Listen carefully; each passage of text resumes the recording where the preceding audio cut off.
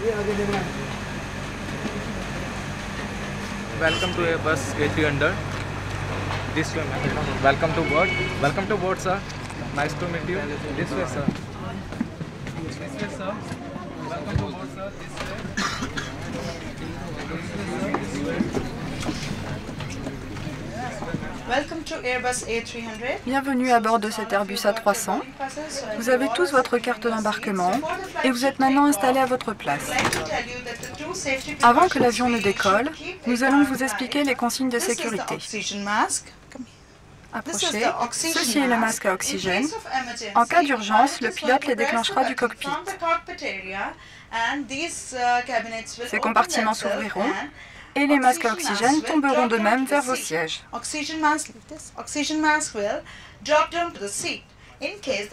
En cas d'amérissage d'urgence, vous aurez besoin de vos gilets de sauvetage. Il y a de bonnes mesures de sécurité, il s'occupe bien des passagers, il y a du confort et du luxe. Good morning, ladies and gentlemen. Mesdames et messieurs, bonjour, c'est votre commandant qui vous parle du cockpit. Bienvenue à bord du vol IC-106. Ce vol est à destination de Bombay. Le temps de vol estimé est de 1h50. Les conditions météo sont bonnes. Nous survolerons Jaipur, la cité rose. Le personnel de bord est à votre disposition. Un repas vous sera bientôt servi. Je vous souhaite un bon vol.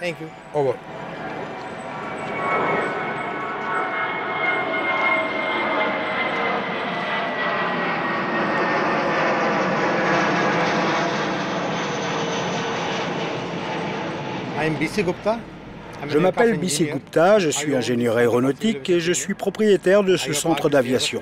Je possède cet Airbus A300. Cette idée m'est venue en 1980 quand je travaillais à Indian Airlines. Beaucoup de gens de mon village venaient me voir et me demandaient de visiter un avion, mais c'était difficile pour des raisons de sécurité. Alors je me suis dit qu'il fallait faire quelque chose en dehors de l'aéroport. C'est pour cela que cet avion est ici.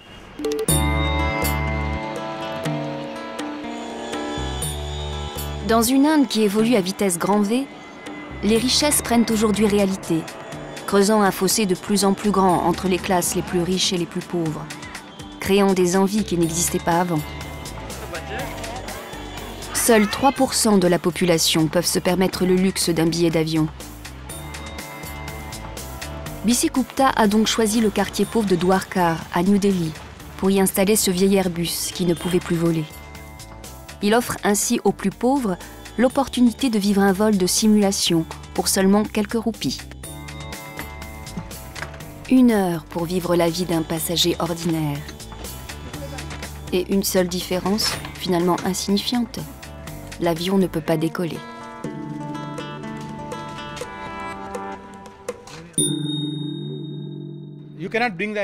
Vous pouvez voir que cet avion est grand, il a une envergure de 54 mètres. Alors j'ai dû le mettre en pièces détachées avant de l'amener jusque-là. Je l'ai ensuite complètement remonté et c'est comme ça qu'il s'est retrouvé ici. Je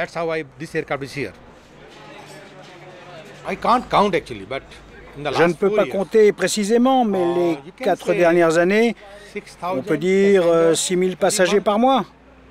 Alors vous pouvez multiplier, ça fait environ 500 000 passagers à être venus ici. Parfois les gens font 200 à 300 km pour visiter cet avion. Ils viennent de régions très lointaines. Je viens de Bihar. Je ne peux pas me permettre de prendre un avion. Moi, je suis une personne pauvre. Je pense à voler depuis longtemps. Ça fait 5 ou 10 ans qu'on épargne pour prendre un avion un jour, pour voyager. J'étais en train de penser que dans plusieurs années, je pourrais peut-être prendre un vrai avion. Maintenant, je pense à cela.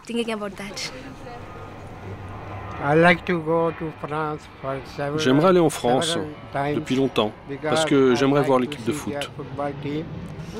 Tout est différent ici. Je peux voler maintenant. Pour moi, ça suffit d'avoir la sensation qu'il vole. L'idée n'était pas de faire de l'argent. L'idée était de faire une démonstration aux gens pauvres qui ne peuvent pas voler. and take your boarding pass. Go there and show it to the person there, and then you will board the airplane. On fait payer les écoles qui ont les moyens de payer. On prend $3 par personne. Ça inclut les rafraîchissements, les confiseries qui sont servies pendant le vol. Mais on ne fait pas payer les gens pauvres ou les handicapés qui n'ont pas d'argent. Ils sont très enthousiastes. Ils sont très curieux au sujet de l'avion. Ils veulent toucher tous les instruments, tout savoir au sujet de l'avion. Vous avez bien votre carte d'embarquement?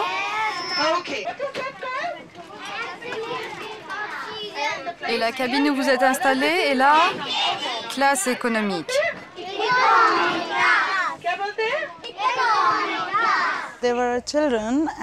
Il y a un enfant une fois qui est venu me demander « S'il y a un autre avion devant nous dans le ciel, comment fera-t-on pour klaxonner ?» C'est la question la plus drôle que j'ai jamais entendue.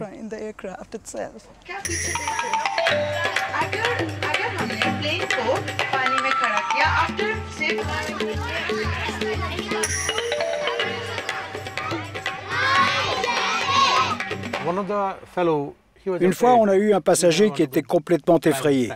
Il ne voulait pas monter la passerelle. Alors on l'a porté et assis sur le siège du pilote. Après, il ne voulait plus repartir. C'était un enfant de 10 ans.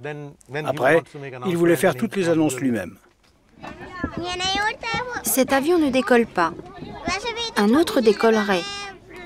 Ça se passe dans un petit espace. L'avion fait comme ça, et après il décolle. Certains enfants sont effrayés. Ils disent surtout ne décollez pas. Et il y en a qui disent quand est-ce qu'on décolle. Alors il faut satisfaire les deux groupes.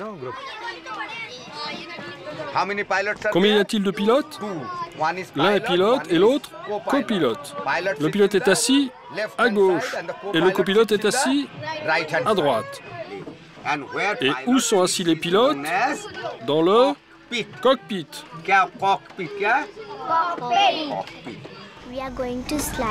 Nous allons sauter maintenant, parce que si nous allons dans l'eau en cas de situation d'urgence, nous saurons maintenant comment il faut faire, quand il y a une urgence dans l'eau.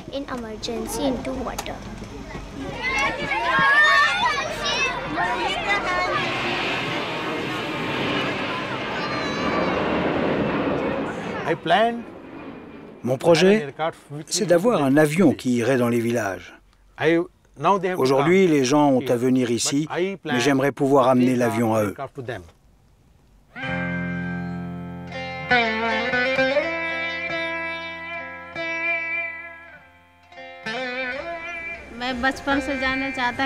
Dès l'enfance, je voulais aller aux États-Unis. Je voudrais y aller parce qu'on peut y gagner de l'argent, donner à manger aux enfants, les éduquer. C'est pour ça que je voudrais y aller. Je voudrais aller à Goa pour y trouver un bon travail. Là-bas, je deviendrai chef de la police. Pour aller voir mes petits-enfants. Moi, j'aimerais aller au Népal.